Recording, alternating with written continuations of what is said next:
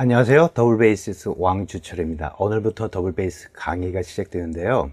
레슨을 시작하기 전에 여러분께서 알고 계셔야 할 상식들을 말씀드리겠습니다. 처음에 우리가 사실 더블베이스 하니까는 좀 더블베이스는 뭘까?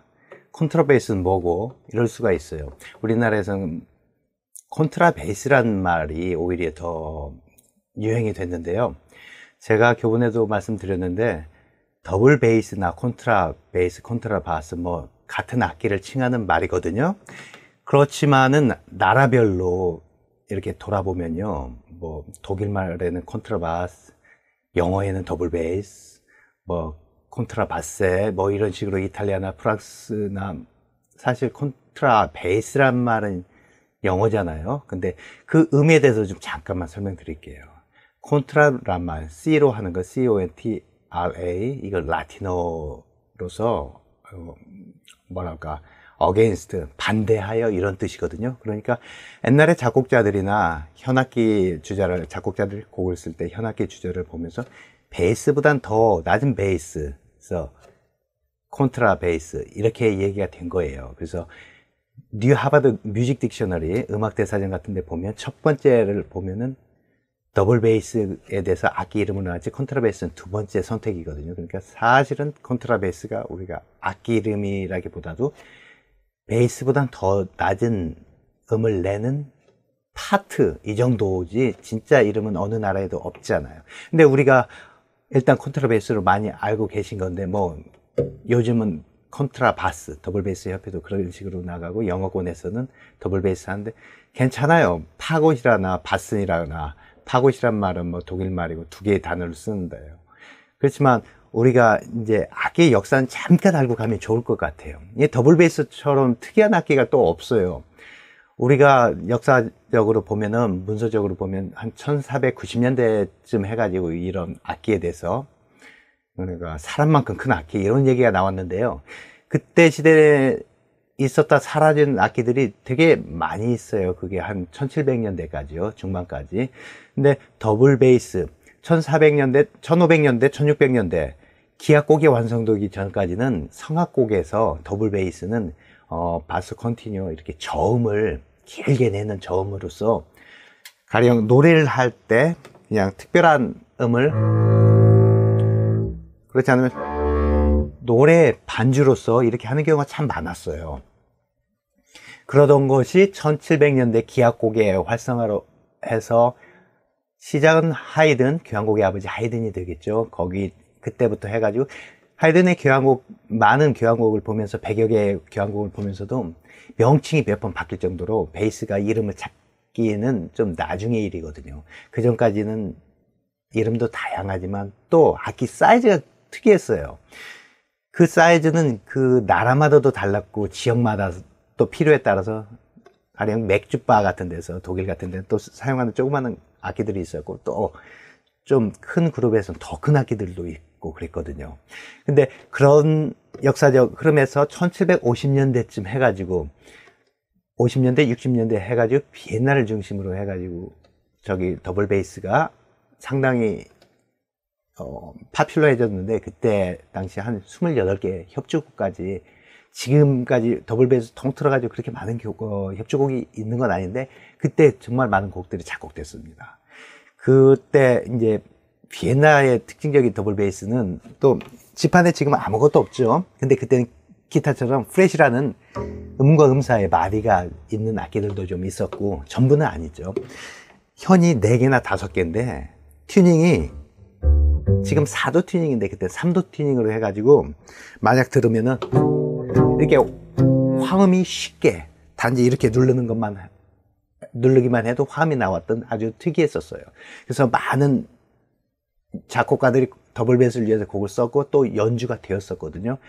그렇지만 더블 베이스가 오케스트라로 합류하면서 바이올린, 비올라, 첼로처럼 다 없잖아요. 그러다 보니까는 더블 베이스도 이제 그렇게 프렛이 있던 것은 없어졌거든요.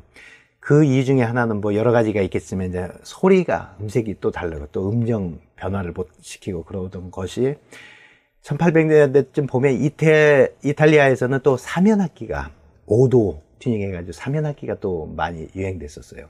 반면에 뭐 비엔나 5개, 4개라고 하지만 독일에는 또 4연악기. 이런 악기가 20세기, 19세기를 거쳐서 20세기로 오면서 4연으로 정리가 되죠. 여기에서 튜닝도 기존의 여러 가지, 가령 3연일 경우는 솔부터 시작해서 제일 처음에 솔이고, 그 다음에 레, 그 다음에 솔이야 라, 5도 정도 하는 경우가 좀 많이 있었습니다. 그게 1900년대로 오면서 이게 정리가 되면서 또 그때쯤 해가지고 더블 베이스는 교향곡이나 이런 것뿐만 아니라 재즈에서 아주 중요한 역할을 하죠. 그래서 사실 요즘은 클래식 전공하면서도 또 재즈를 하면서 클래식을 수업을 또 따로 배우는 경우도 많이 있거든요.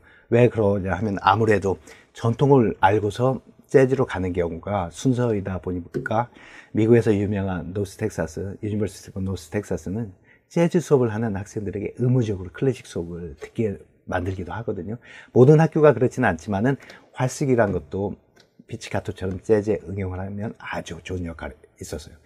우리 한국을 한번 돌아볼까요? 우리 한국에선 더블 베이스가 얼마나 역사가 있을까요? 뭐 얼마 안 되겠죠? 한 100년이나 됐겠나? 그것도 안 될 수가 있겠죠. 아무튼 시간이 흘러 지금은 초등학교에서도 오케스트라, 중고등학교에서도 오케스트라가 있는 경우가 있고요. 그래서 사실 연령층이 옛날에는 고등학교 이때쯤 했는데 요즘은 악기 사이즈도 되게 조그마한 것까지 나와요. 그래가지고 많은 학생들이 불편 없이 연주할 수 있게 활도 조그맣고 나오거든요. 그거와 해서 또 실용음악이라고 또 요즘 많이 공부를 하잖아요. 그 실용음악을 공부하는 분들이 클래식 베이스를 같이 악기를 가지고 하니까 이제 관심이 있어서 하고요. 또 한쪽에서 보면 대학에 들어가서 동아리로. 그러다 보니까 동아리 오케스트라는 하고 싶고 음악을 좋아하는데 특별히 한 악기들이 없는 분들이 있어요. 피아노나 이런 거 하신 분들. 그러다 보니까 이제 베이스는 악기 학교에서 남고 그러니까 너 한번 해봐라. 이래가지고 하시는 분도 계실 거고. 또 중요한 역할은 이제 전공하시는 분은 꾸준히 초등학교, 중학교, 고등학교 예중 예고를 다 거쳐가지고 대학을 가는 분, 그렇지만 인문계나 일반 학교를 다니지만 또 대학에 전공을 하는 분들도 또 열심히 연습을 하고 있거든요. 그게 우리나라 현재 상황인 것 같아요. 그런데 이 교본을 만들 때 제가 처음에 생각할 때 사실 저도 우리나라에 교본이 없잖아요. 특별하게 뭐 바이올린도 외국어 이렇게 바꿔서 하는 경우도 있고, 제가 베이스를 하면서 학생들이 어려운 교본을 가지고 언어도 다르고 물론 번역서가 나오긴 했지만 그게 충분한 베이스 연주자가 번역한 게 아니라 충분한 설명이 좀 되지 못했어요. 그러다 보니까 좀 어려움도 있고 초보자에게 약간의 불편함이, 약간이 아니라 사실 좀 많죠. 선생님이 계셔가지고 모든 문장을 설명을 해주고 시범을 보이지 않는 한 이해하기가 쉽지 않고 독학이란 건 꿈도 못 꾸게 되었거든요. 그런 생각에 제가 초등학교 학생을 가르칠 기회가 있었고 그 전에부터 교본을 한번 생각했었는데 이 기회 때 한번 접해보니까 가르치는 게 옛날 교본으로 엄두가 안 나더라고요. 그래서 이 아이디어, 저 아이디어 악보를 한번 만들어서 좀 보면서 하시기 느꼈던 거죠. 그렇지만은 이 초등학생만 초등학생을 기준으로 만든 건 절대 아니거든요. 누구나 시작하는 사람들, 사실 초등학생들이 보거나 읽고서 이해하기는 쉽지 않을 수도 있거든요. 그래서 우리 이런 동영상 강의가 또 나오게 되었죠. 그래서 더블 베이스에 대해서 역사는 대부분 뭐 어느 정도 제가 말씀드렸고 한국의 상황도 말씀드렸는데, 여러분이 일찍 시작했으나 늦게 했으나 그건 중요치 않고요. 지금 중요한 것은 얼마큼 열심히 이 수업을 듣냐가 여러분을 발전시킬 수 있습니다. 역사에 대해서 대강 들으셨는데 이제는 명칭에 대해서 한번, 여러분이 제 교본 가지고 수업을 하겠는데요. 페이지 5번에 보면은, 5페이지에 보면은 이제 명칭이 나왔어요. 사실 여러분들 명칭은 다 알고 계신 분도 많아요. 이게 특별한 것은 뭐 반복되는 거지만 한번 말씀을 드릴게요. 여기에 스크롤이 있고요. 그 다음에 줄감개가 있고요. 줄감개 위에 줄이 있고 줄 위에 여기 좀 높은 게 있어요. 줄 받침. 줄을 받쳐줬다 해서 줄 받침이고 쭉 있는데요. 이 옆에를 보면은 이 검정 부분이 있어요. 흑단이죠. 대부분 흑단. 여기는 지판인데 왜 흑단으로 왜냐하면 아무래도 핑거링이나 이건 많이 손가락을 터치하고 그러니까 나무가 좀 단단해야 하거든요. 그리고 그걸 붙여 있는데 넥이라고 해요. 넥 관리 잘해야 돼요. 가령 떨어뜨리면 여기부터 끊어지거든요. 그리고 어깨. 우리 교본에 나온 것처럼 이건 바이올린형이에요. 조금 뾰족하죠. 다음 시간인데 간바형 베이스를 보실 건데요. 일단 바이올린형이거든요. 그 다음에 여기가 C 바우트. C자처럼 생겼다 해서 C 바우트고요. 그 다음에 브릿지가 있고요. 사실 이 브릿지는 제가 여러분이 보신 브릿지하고 좀 달라요. 뭐가 다르냐면은 여기 쇠가 있어요. 보이시겠죠? 여기 쇠가 있는데 이건 높이를 조절할 수 있는 브릿지를 제가 달았거든요. 이게 습도에 따라서 악기가 크다 보니까 높고 낮음이 자주 일어나거든요. 그럴 때 사실 제작하시는 분들은 이런 거 없는 거 많이 사용하시는데 이게 알루미늄으로 됐는데 음향에 큰 방해를 안 주거든요. 저번에 독일에서가 실험을 한번 했는데 알루미늄이 그 중에서도 제일 원래 나무와 흡사한 소리를 낸다 이렇게 결과가 나왔더라고요. 그래서 요걸 넣어가지고 높이를 조절을 하거든요. 그 옆에 이제 F자 홀, F자처럼 생겼죠. 근데 F자 홀이라고 할 수가 없는 게 어떤 베이스는 또 여기에 파진 게 C자처럼 생긴 것도 있거든요. 그리고 C 바우트가 아닌 것들도 좀 있고요. 그 다음에 조금 줄을 잡고 있는 게 줄거리 틀이에요. 예, 보이시죠? 근데 이거 뭔가요? 이거 악기 상관이 없는 건데, 이건 뮤트라고 해요. 그래서 약간의 차이점이 뭐냐면은, 베이스에서는 큰 차이는 안 나요. 그렇지만, 여러분이 집에서 연습할 때, 바닥에서 시끄러우면은 소리가 밑으로 가니까요. 주위에서 뭐라고 해가지고 연습 못할 경우가 있거든요. 그럴 때 이걸 사용하면 도움이 됩니다. 그리고 제일 밑에 바닥에 이렇게 높이를 조절할 수 있는 게 엔드핀이라고 있죠. 엔드핀, 예, 보입니다. 그 엔드핀은 높이가 조절돼요. 사진에, 거기 사진에 보이죠? 이건 높이를 조절할 수 있는 부분이고요. 그 다음에 여기에서 볼 수 없는 게 두 가지가 있어요. 하나는 여러분 보시기에 오른쪽에 구멍에 안에 한번 보시면은 기둥이 하나가 있거든요. 사운드 포스트라고 해요. 제가 가져왔어요. 이런 나무인데요. 브릿지 금방을 받쳐줘 가지고 밑에 판까지 연결해 가지고 이게 떨려요. 진동을 전달해 준다 해서 사운드 포스트고요. 오른쪽에 이렇게 보시면은 이건 악기 부분이 아니죠. 이건 잠시 후에 설명드릴게요. 오른쪽에 F자홀로 보면은 무슨 막대기가 하나 있어요. 두툼한. 이게 베이스바라고 해가지고 앞판을 여기에서 여기까지 이렇게 붙어 있어요. 사운드 포스트, 브릿지와 연결이 되게 브릿지가 떨 때 그 밑에서 그걸 같이 떨어져가지고 앞판에 울림을 주는 거거든요. 근데 중요한 것은 여러분이 만약 관리를 잘못해가지고 브릿지가 넘어지거나 이럴 경우는 사운드 포스트가 빠질 경우가 있어요. 그럴 경우는 그냥 브릿지에 올려놓고 이렇게 조립한다 그러면 악기가 지탱해 주는 게 없으니까 눌러져 가지고 고장이 나겠죠.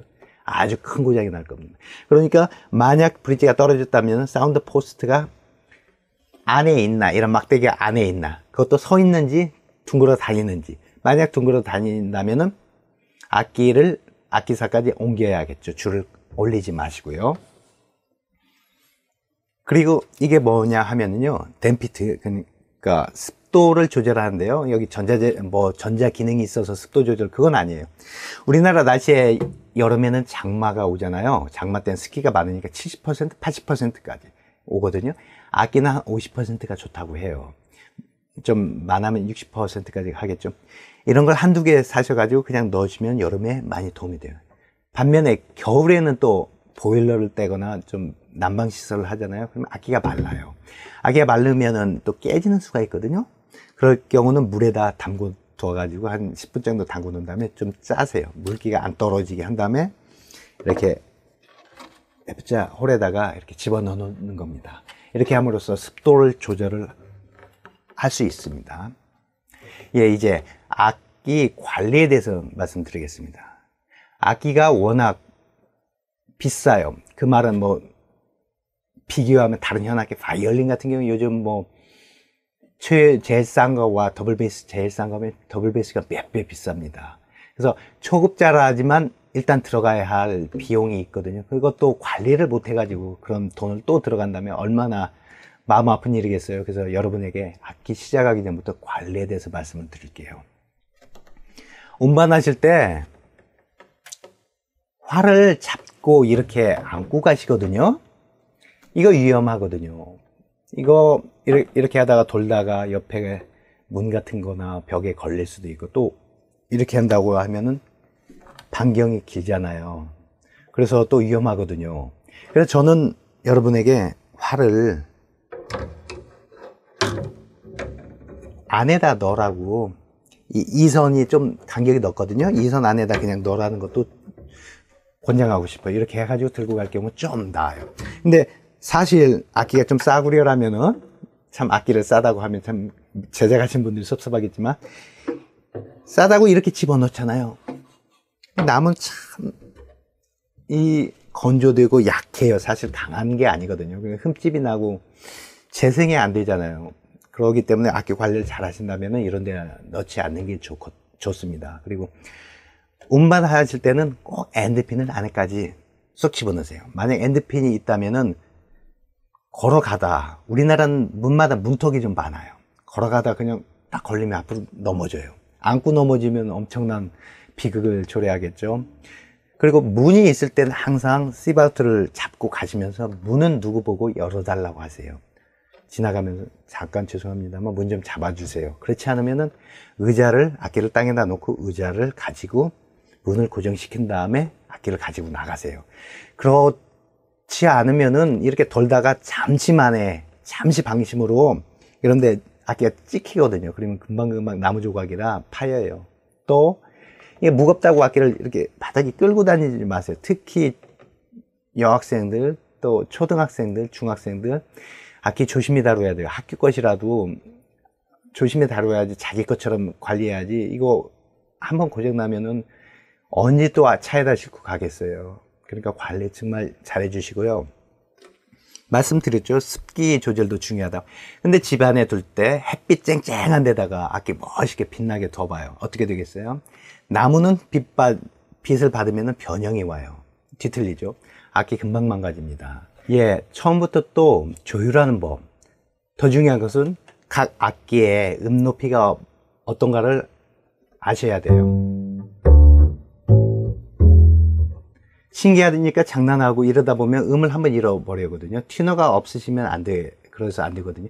튜너 가지고 계셔야 되고, 튜닝을 하지 않으시면 이 줄이란 게 탄력을 한번 잃으면 소리가 안 좋아요. 또 이 지선 같은 경우 얇으니까 금방 끊어지는데 이거 세트로 구입해야 하거든요. 시간 걸리죠. 그거 조심하셔야 되고, 그 다음에는 악기는 정해진 곳에 두세요. 집에서 연습은 작은 방, 악기 듣는 건 큰 방. 근데 잠시 작은 방에 놓고 또 어떤 때 큰 방에 놓고 그러면 집안 사람들이 몰라요. 그래가지고 대비를 못하다가 건드려서 실수는 사고는 실수해서 나오거든요. 그러니까 그런 예방하는 차원에서 악기는 항상 두는 곳에 두시고, 연습 마치시면 꼭 그곳에 두시고요. 또 마지막으로는 연습하시고서는 송진 같은 걸 꼭 닦아두세요. 집에 일반적인 순면으로 된 천이 있으면 좋겠고요. 악기점에 가도 이거 얼마 안 가거든요. 연주 마치고서 꼭 닦으세요. 내 몸처럼 진짜 아낀다면은, 여러분이 이것도 하나의 악기에 대한 마음을 표현하는 건데, 한번 생각을 하세요. 얘는 나와 진짜 같이 하는 진짜 친구다. 잘 아껴줘야지. 그런 사람이 연습도 더 열심히 하고 악기에 대해서 더 친근감을 가지려고 자주 같이 하려고 해요. 어느 사람들은 하루에 놓고서 하루에 5분이나 연습하고 이런 분도 있는데, 아껴주고 닦다 보면은 또 연습하고 싶고 이럴 수가 있거든요. 그래서 악기의 관리는